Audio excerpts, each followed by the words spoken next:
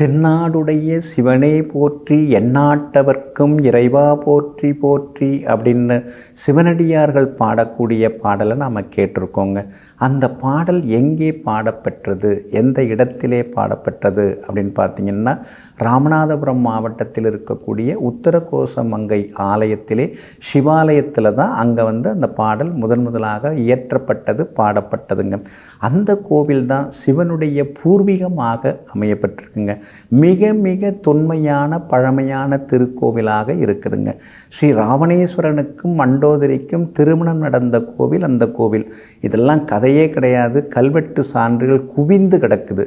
அப்போது அங்கே இருக்கக்கூடிய இலந்தை மரம் 3300 ஆண்டுகள் பழமை வாய்ந்த மரமாக இருக்குது.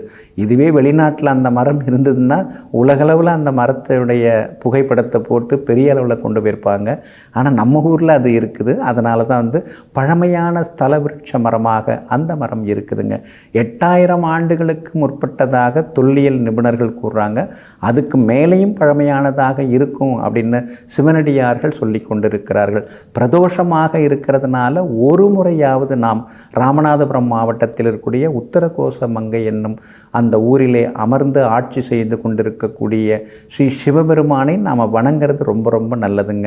நம்முடைய பாவங்கள் சாபங்கள் எல்லாமே விலகும். ஸ்ரீ மங்களநாதராக அங்கே இறைவன் காட்சி கொடுக்கிறார். வாழ்க்கையில் சுபமங்கலம் உண்டாகட்டும் அப்படின்னு சொல்லுவாங்க. மங்களகரமான காரியங்கள் குடும்பத்தில் நடக்கணும்னு சொல்லுவாங்க. அந்த மாதிரி மங்களகரமான இசை முழங்கணும்னு சொல்லுவாங்க. அப்போ வீட்டில் ஒரு மங்களகரமான காரியங்கள் நடக்கணும்னா ஸ்ரீ மங்களநாதரை நாம் போய் தரிசனம் செய்துட்டு வர்றது நல்லதுங்க. ஸ்ரீ மரகத நடராஜர் அங்கே திருநடனம் புரிந்து கொண்டிருக்கிறார். ஸ்ரீ நடராஜ பெருமான் அங்கே தான் முதலாக ஸ்ரீ நடராஜ பெருமானுக்கு ஆலயம் எழுப்பப்பட்ட ஒரு அற்புதமான திருக்கோவிலாக அங்கே திருக்கோவில் அமைஞ்சிருக்குங்க. எல்லா வகையிலையும் சிறப்பு வாய்ந்த கோவிலாக இருக்குதுங்க. பல ரிஷிகள், முனிவர்கள், சித்தர்கள் உட்கார்ந்து தவம் புரிந்த ஸ்தலமாக அந்த ஸ்தலம் இருக்குதுங்க. தாழம்பூவை சிவனுக்கு வைக்க மாட்டாங்க. ஆனால் இந்த கோவிலில் தாழம்பூ சிவனுக்கு அளிக்கப்படுகிறது, சூட்டப்படுகிறது. அதன் மூலமாக நம்முடைய தோஷங்கள் எல்லாமே விலகுகிறதுங்க.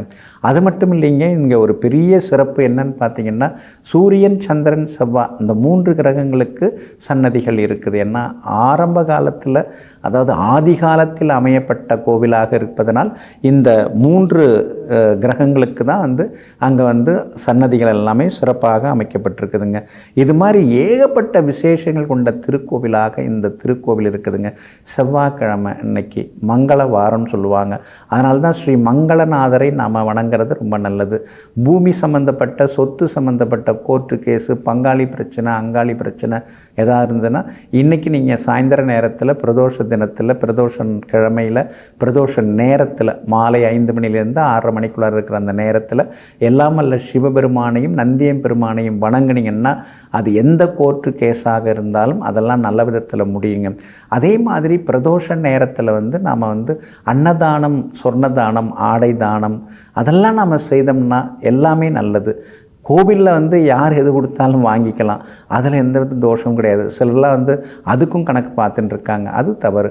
இன்றைய தினம் மாலை நேரத்தில் கடன் தீர்க்கணும்னா நீங்கள் கடனை பைசல் பண்ண பார்க்கலாம். இல்லை அந்த மாலை நேரத்தில் ஒரு சின்ன தொகை எடுத்து வச்சிடலாம் தனியாக. இவருக்கு நான் தர வேண்டியது இருக்குது, 4 வருஷமாக வட்டி கட்டின்னு இருக்கேன், கடனே அடைய மாட்டேங்குது, எப்படியாவது சீக்கிரம் அடையணும் சிவபெருமானே அப்படின்னு சொல்லி நினச்சிக்கிட்டு அந்த தொகையில் ஒரு சின்ன தொகை எடுத்து வச்சுருந்து இன்னொரு நாள் அவங்களுக்கு கொடுக்க ஆரம்பிச்சிங்கனாலும், அது பேங்க்கில் டெபாசிட் பண்ணிங்கனாலோ நிச்சயமாக கடன் பிரச்சனைகள்லாம் கொஞ்சம் கொஞ்சமாக தீர ஆரம்பிக்கும்.